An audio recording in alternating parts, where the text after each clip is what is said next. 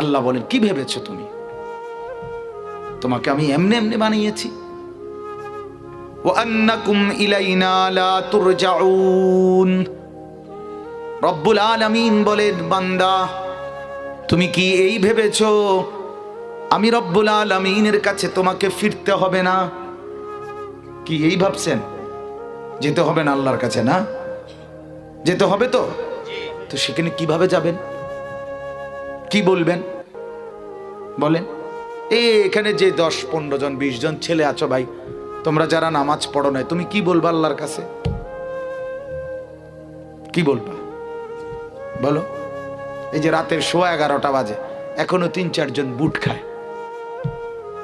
এর আক্কল কোন দিন হবে যে রাত কটা পর্যন্ত বুট খাইলে একজন গাফেল তার হুঁশ আসবে কত রাত বুট খাইলে? বলেন। তামাশা আর কি জিন্দিগি, জিন্দিগি তামাশা।